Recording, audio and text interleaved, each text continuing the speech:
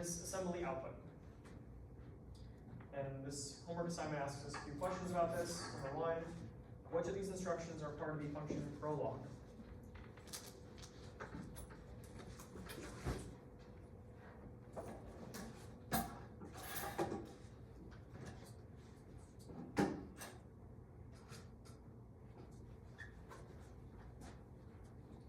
Is it the ones under the prologue comment? Exactly. So which one is under prolog? Specifically, which of these functions under prolog? Which of these assembly instructions underneath the prolog comment are part of the actual prolog? The push Q, the move Q, and push. Yeah, exactly. The first two. Which are the epilogue?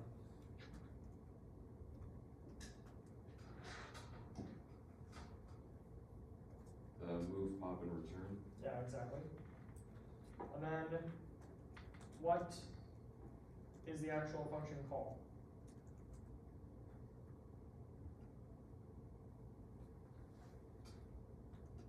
Main. So main is the function definition, but what is actually calling the function? So here you can see in our original program, the IR code, we're saying call func. So which assembly instruction here corresponds to the call to func?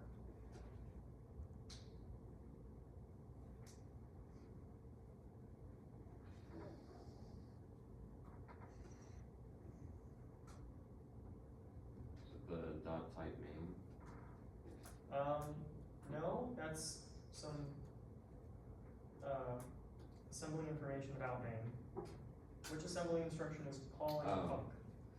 Is it the call func? Yeah, exactly. It's actually the same thing. It's call func. So we can just use that. And finally, which of these assembly instructions corresponds to enter return? So this is going to be what our enter return function we're going to be defining in the CodeGen 1 project will emit for this return value. What assembly instruction corresponds to return 10?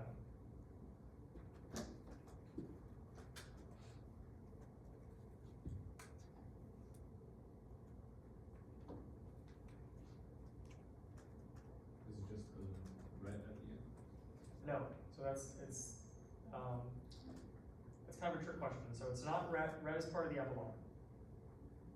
What is the assembly instruction that's actually specifying that our return value is 10? Yep, it's this one. Move 10 REX. So we're moving the value 10 to the REX register. And that's because the ABI we're following, the application binary interface that we're following, specifies that in order to return value, we have to move it into the REX register before calling ret. Now, have you gone over ABI in class? I think Dr. Zola has probably mentioned it. So, can anybody tell me what an ABI is?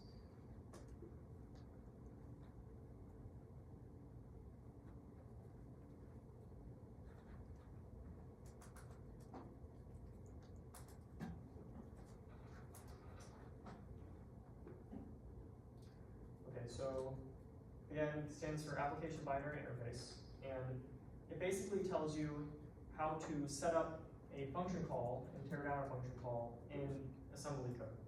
So when you compile code in one language to assembly for a specific architecture, the architecture's ABI tells you how to set up the parameters, set up the return value, set up the stack frame for a function, and how to tear down all of that afterward and restore the old stack frame. That's going to be relevant for the project that we'll be doing next. So any questions before I proceed with the project?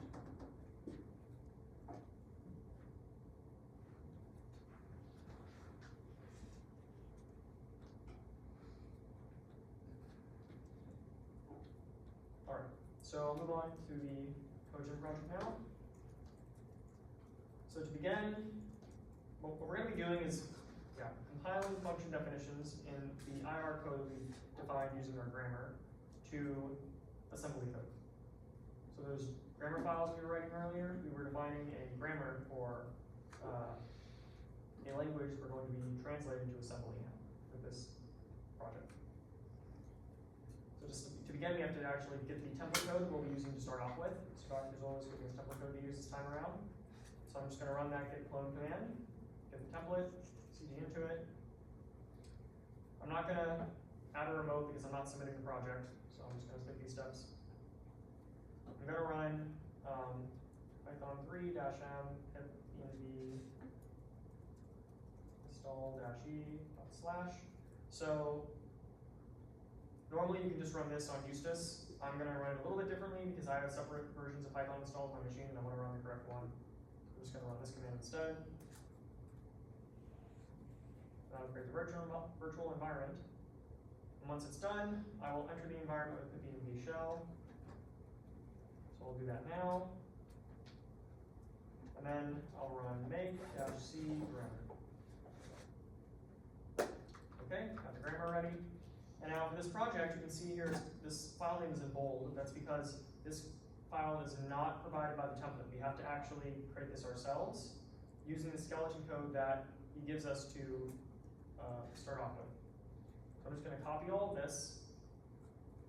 I'm going to open compiler /codegen.py. I'm going to create this file.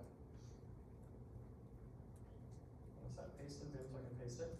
I'm going to paste that content in.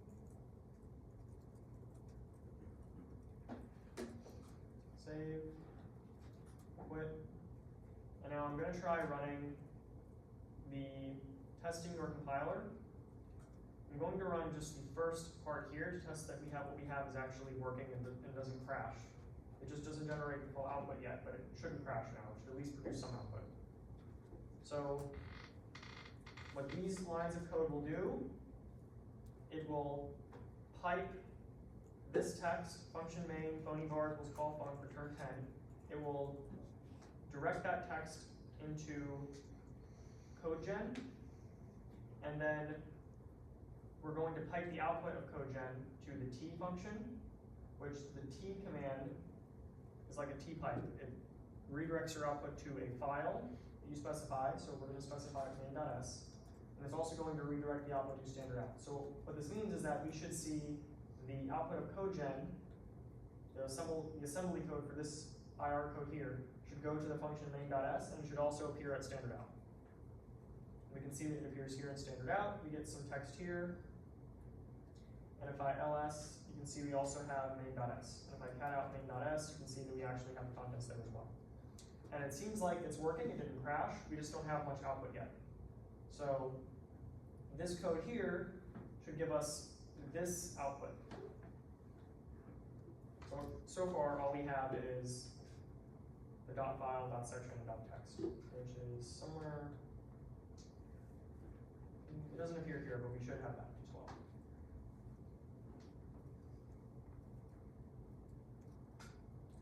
So now what I'm going to do is work on just completing this function, filling in the blanks, this file name. So we have 4 functions we have to fill in. They're each denoted by these 2 comments. And that's going to be the whole project, just filling in these 4 functions. And as we fill them in, we'll get more and more output from our CodeGen. One quick thing, when you go to test your project, make sure you are in the virtual environment. So you have to run pipenv shell before you run your code. And you can check that you're in a shell because the name of the environment, CodeGen1, should appear in parentheses before your terminal prompt.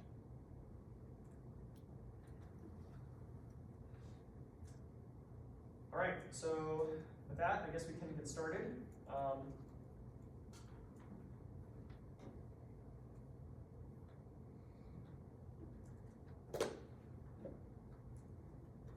Yeah, any questions before I get started?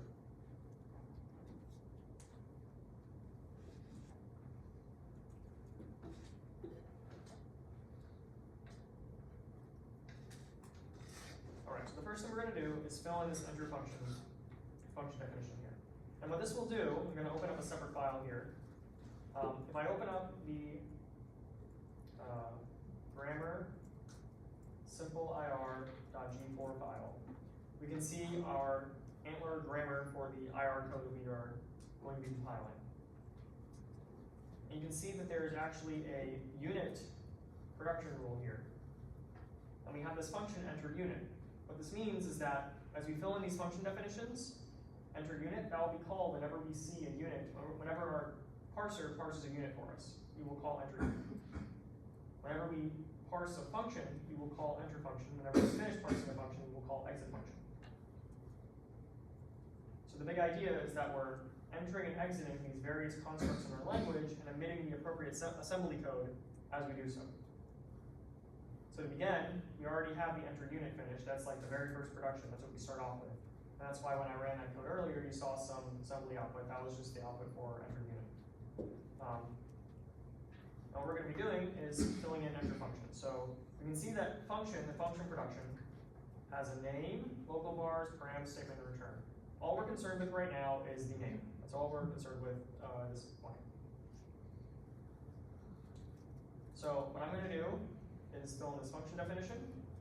And it says to create a function, emit the assembly sudo-ops.global and .type with the name of the function, context.name, as well as a label for the function. Then emit the prologue. Use whatever the name of the function is for all three, e.g. for the function factorial, the function creation prologue will look like this. And I'm actually just going to copy and paste all this. And I'm going to say self.outfile.write, and this is what we're going to be using for writing to the result file for our code gen. So you can see this here, how Dr. Zeller did it previously in the enter unit function. You can just kind of like mirror that style. I'm going to use a multi-line format string in Python. So 3 quotes means it's a multi-line string, which means it preserves white space even across multiple lines. And the F in the beginning means that it's a format string, which means that I can put variable names, like in here, in curly braces, and those variables will be inlined directly into the string.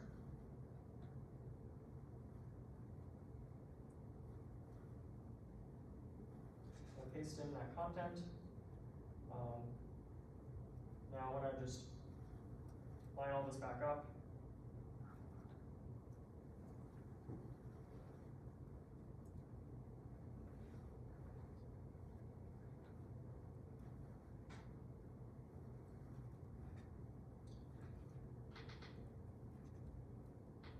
You can see that there's some indentation here before global and type, so I'm just going to add tab characters to handle that. So \t, \t, \t, and there's 2 spaces after prologue, so I'll just add those there. And now, if we run what we had before, the example, let me actually run this code again down here, test the compiler code. There we go. You can see we have more output now. Now we have it more than just the enter unit output. We're also getting the prologue. Text, global factorial, factorial, etc. However, this isn't really correct yet because we're emitting factorial as the function name, but in our IR code here, the name of the function is actually main.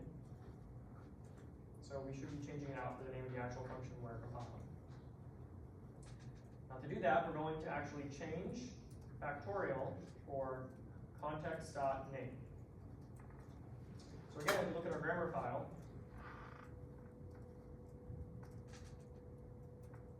you can see that the function production, which is what this context argument represents, the function production of whatever we're currently parsing or compiling, has a name field here. That's the name of the function. So function main corresponds to the name field. So what we're going to do is change this to context.name, and if we run this, we'll see that we have main now, which is correct. And now we'll just change that for all the other places where we have factorial. We'll change that out for context.name as well.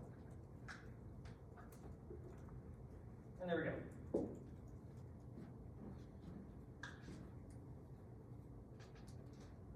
So all we're doing for this one is just replacing all of the factorial with whatever the name is going to be. Yeah, exactly.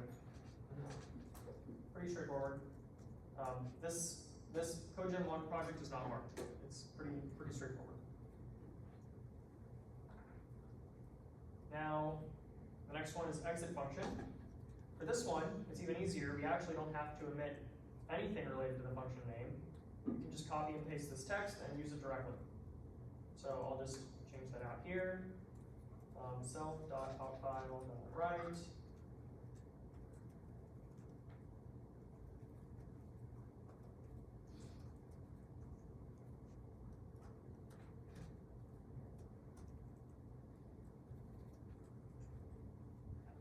Spaces like before.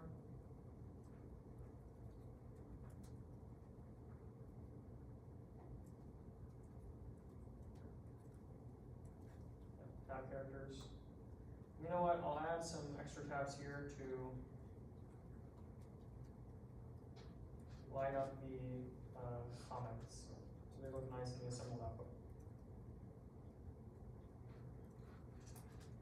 What did you say that F for formatting did again? It lets you insert into your strings curly braces, and inside those curly braces put down a variable, Okay. and then the variable will be inlined directly into the string.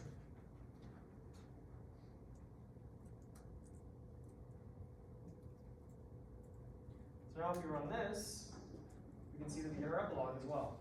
And all the comments are nice and lined up.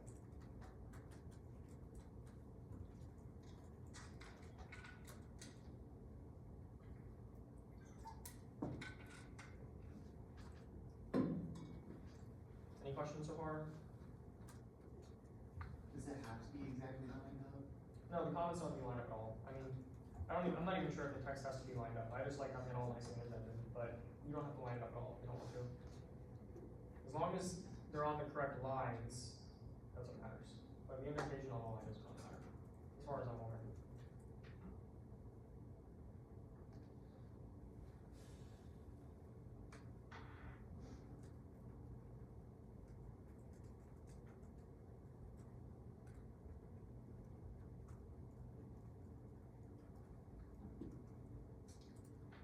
Okay, so now I'll do the enter return function.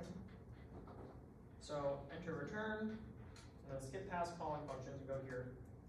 For this project, you only need to support returning integer constants. The return IR instruction, incidentally, does not call the assembly ret, which has to come after the epilogue. And as you can see in our output here, we've already omitted ret in the epilogue. Instead, returning sets the return value to the RAX register, which is the register that holds the return value according to the System 5 x86-64 ABI. So that is the ABI that we're following. If you actually Google this, you can find an OS Dev wiki page that tells you what the ABI is for this architecture, and you can kind of like skip ahead a little bit and see an idea of what we're going to do in the future.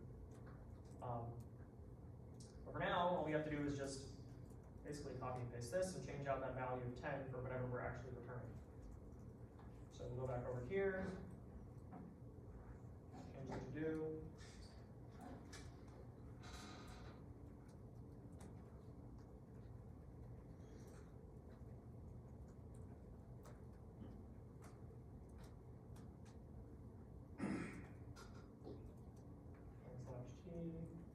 Yep, that should be good. Oh, it's a format string, so we can use formatting.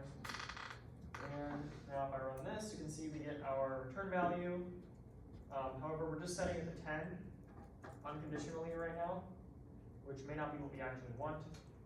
So what we need to do is get the text of the operand. So it says, for example, return 5 is the operand 5. Use context.operand.text to get the text of the operand. So what we'll do is change this out for context.operand.text. Now it's still 10 because the input was actually returned 10. But if I were to change that to like 42, you can see it's moved 42 to the right.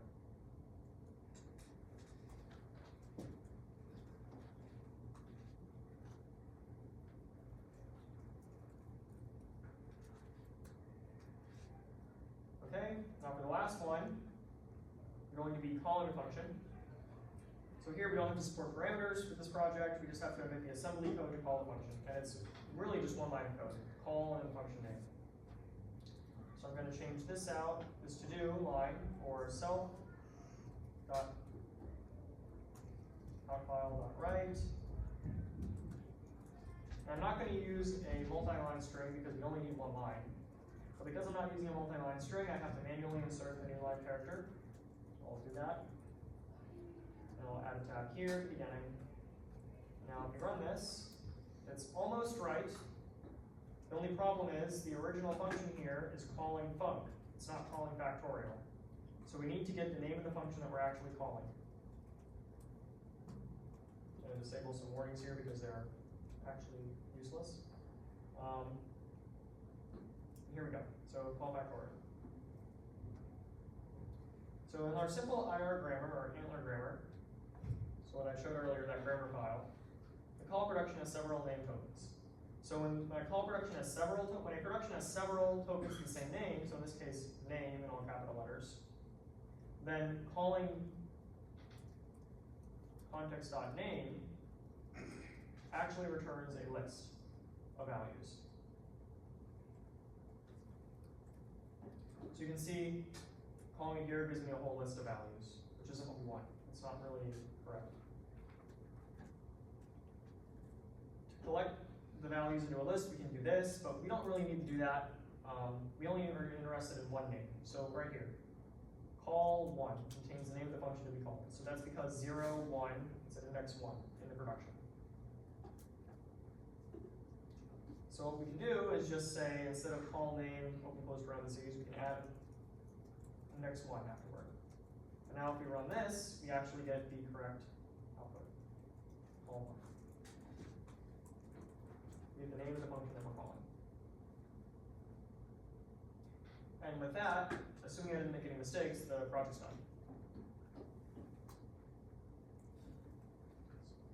Now, to test it, what we're going to do is we're going to omit the assembly code for main.s like we were doing already. But we're also going to omit the assembly code for func.s. So first I'm going to do this one. I've already been doing this, but I'll do it again. And now if that worked, we should have a main.s file here with the assembly code. Yeah, we do. I'm going to compile this function here. So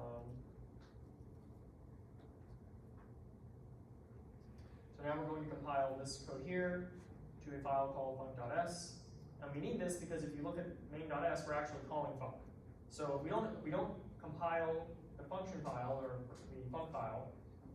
We're going to have an unknown symbol error when we go to actually run the main file because func is not defined. So we have to compile and define func. We got here.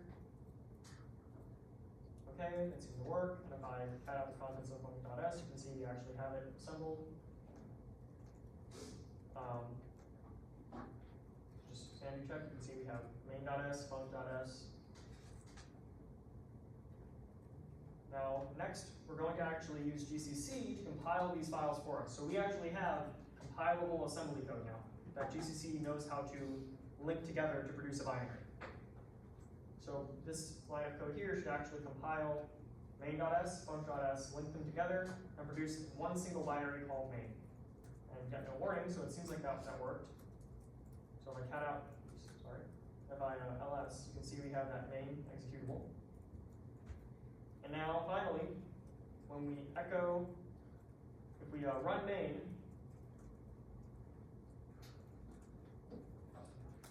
remember what our main function does. If we look at the main function here, all it does is return 10. If we run main, we should get an exit code of 10. And then echoing $? That tells you the exit code of the previous command. So we'll see the exit code of main. And it should be 10 because main should return 10. So if we run these two lines of code, we get 10. So it works. Now, what we could also do is define a function, or a file I should say. You could say vim main.ir. Define one function for the main function, one file for the main function. And then a file for the func function. So we can just run codegen on those instead. So codegen main.ir, and that gives us the IR as well. So we really have our own language now. We can compile and then run. We have to use GCC to do the linking for us, but maybe we'll handle that later. I'm not sure if that's in this semester or not, but we can generate our own assembly code. Yeah. Can you scroll up just a tiny bit on the code file?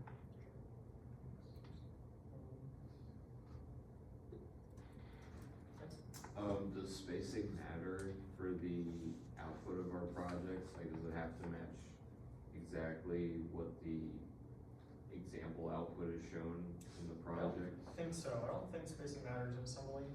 Like, as long as it's on the right, every instruction is on its own line, I think it is fine. Or, Yeah. We can try it out. I mean, I can try. I just mean like for grading purposes. Oh, no, he's not gonna run a diff. He's gonna run like, he has test cases that'll actually run against your compiler and check that it gets the right output. Okay. Yeah. I don't think he's gonna check the actual assembly output. He's gonna check the results of compiling and running that assembly output. Got it. I had a question. So for the enter function, you just did ctx.name without any, without doing like 0, 1. And then why did you have to do like call it for 1 for enter call? So if you look at the return, or I guess function here, name only appears once in the function production. So Antler and its bindings for Python, when you call the getter method to get the value of this meta variable name, if it only appears once in the production, it just gives you it. But if it appears multiple times, like it does in call, you can see that it appears multiple times, name, then it gives you a list of all the times it appears. We wanted the one here, what we're actually calling, so we use number 1.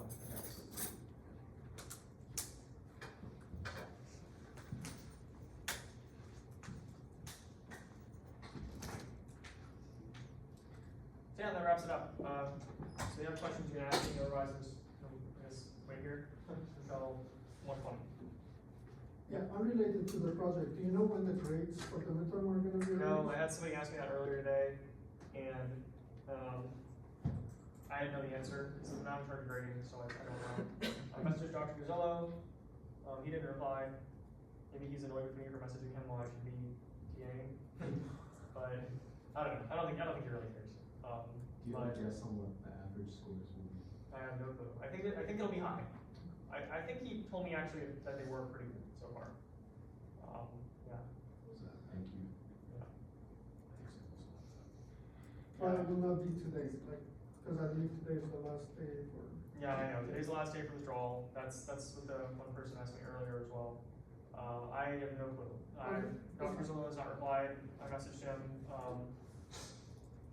I can check right now. I don't see anything from him. So, yeah. Alright, thank you. Well,